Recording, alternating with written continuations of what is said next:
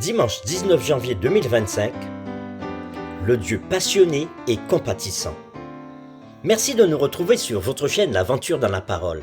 C'est le début de la semaine et peut-être que vous profitez de ces heures pour faire le ménage. Ou encore vous profitez pleinement de votre famille, ou vous avez décidé d'aller à la plage ou de faire toute autre chose. Mais avant tout, vous avez décidé de passer du temps dans la méditation quotidienne. Alors, nous vous souhaitons une bonne écoute. Notre communauté s'agrandit et c'est grâce à vous. Soyez vous aussi actifs avec nous pour répandre le message. Et vous pouvez le faire en likant. Vous pouvez partager le lien avec vos contacts. Nous vous invitons à vous abonner si ce n'est pas encore fait pour recevoir les notifications de chaque jour. Et pour un confort d'écoute en continu, nous vous proposons la playlist de chaque semaine. Le texte à mémoriser de cette semaine que nous vous invitons à dire avec nous se trouve dans Ésaïe chapitre 49, le verset 15. Une femme oublie-t-elle l'enfant qu'elle allait? N'a-t-elle pas pitié du fruit de ses entrailles? Quand elle l'oublierait, moi, je ne t'oublierai point. Nous vous invitons à le redire avec nous. Ésaïe chapitre 49, le verset 15. Une femme oublie-t-elle l'enfant qu'elle allait? N'a-t-elle pas pitié du fruit de ses entrailles? Quand elle l'oublierait, moi, je ne t'oublierai point. Jusqu'où peut aller l'amour passionné de Dieu pour ses enfants? Quelle image la Bible utilise-t-elle pour décrire l'amour de Dieu pour nous? Que veut dire le texte biblique lorsqu'il parle de la jalousie de Dieu? Les réflexions de cette semaine nous aideront à répondre à cette question. Et aujourd'hui, nous le faisons avec la séquence « Plus que l'amour d'une mère ». Peut-être que le plus grand amour commun à l'expérience humaine est l'amour d'un parent pour un enfant. La Bible utilise souvent l'imagerie de la relation parent-enfant pour décrire l'étonnante compassion de Dieu pour les humains, soulignant que la compassion de Dieu est exceptionnellement plus grande que même la plus profonde et la plus belle expression humaine de la même émotion. Nous vous invitons à lire avec nous le psaume 103, verset 13, Ésaïe chapitre 49, verset 15 et Jérémie chapitre 31, verset 20. Et nous répondrons à la question suivante. Que transmettent ces représentations sur la nature et la profondeur de la compassion de Dieu? Nous lisons premièrement le psaume 103, verset 13. Comme un père a compassion de ses enfants, l'Éternel a compassion de ceux qui le craignent. Nous lisons maintenant Ésaïe chapitre 49, verset 15. Une femme oublie-t-elle l'enfant qu'elle allait? N'a-t-elle pas pitié du fruit de ses entrailles? Quand elle l'oublierait, moi, je ne t'oublierai point. Et dans Jérémie chapitre 31, verset 20, nous lisons « Éphraïm, est-il donc pour moi un fils chéri, un enfant qui fait mes délices? Car plus je parle de lui, plus encore son souvenir est en moi. Aussi mes entrailles sont émues en sa faveur. J'aurai pitié de lui, dit l'Éternel. » Après avoir lu ces différents textes, le psaume 103 verset 13, Ésaïe chapitre 49 verset 15 et Jérémie chapitre 31 verset 20, nous répondons à la question suivante. Que transmettent ces représentations sur la nature de la profondeur de la compassion de Dieu?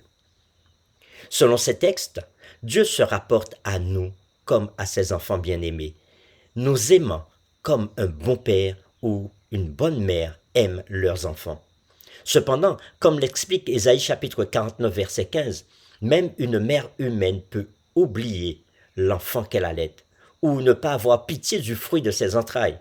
Mais Dieu n'oublie jamais ses enfants et sa compassion ne s'épuise jamais, tel que le dit Lamentation chapitre 3, le verset 22. Il est à noter que le terme hébreu « raham » utilisé pour la compassion ici et dans de nombreux autres textes décrivant l'amour abondant et compatissant de Dieu est censé être dérivé du terme hébreu « rehem » qui signifie ventre ou utérus d'une mère.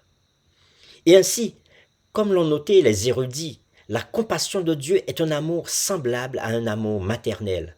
En effet, elle est exponentiellement plus grande que toute compassion humaine, même celle d'une mère pour son nouveau-né. Selon Jérémie chapitre 31 verset 20, Dieu considère son peuple de l'alliance comme son fils chéri et un enfant qui fait ses délices, malgré le fait qu'il se rebelle souvent contre lui et l'attriste. Malgré cela, Dieu déclare Mes entrailles sont émues en sa faveur, et j'aurai pitié de lui. Le terme traduit pour pitié ici est le terme utilisé pour décrire la compassion divine. De plus, l'expression mes entrailles sont émues est le langage profondément viscéral de l'émotion divine, signifiant la grande profondeur de l'amour compatissant de Dieu pour son peuple. Malgré l'infidélité de son peuple, Dieu continue de lui accorder sa compassion et sa miséricorde abondante, et il le fait au-delà de toute attente raisonnable. Pour terminer, réfléchissons à cette question. Pour certaines personnes d'entre nous, reconnaître que la compassion de Dieu pour nous s'apparente à celle d'un père ou d'une mère est profondément réconfortant. Cependant, certaines personnes peuvent avoir des difficultés parce que leurs parents n'étaient pas aimants. De quelle autre façon la compassion de Dieu pourrait-elle leur être révélée? Nous vous invitons à prier avec nous. Nous voulons te dire merci aujourd'hui, Père, parce que tu nous dis à travers ta parole que tu nous aimes, comme une femme qui éprouve de l'amour pour les enfants qu'elle a portés, ou encore comme un père qui a compassion de ses enfants.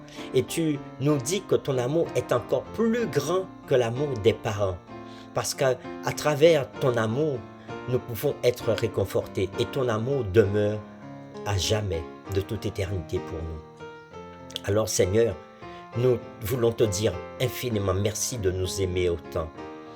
Et peut-être que parmi nous, certains n'ont pas connu cet amour parental, mais par ta grâce, permets qu'ils vivent avec toi cette émotion d'amour filial, d'amour de parents pour leurs enfants, et qu'ainsi ils soient réconfortés dans la joie que tu donnes à chaque être humain.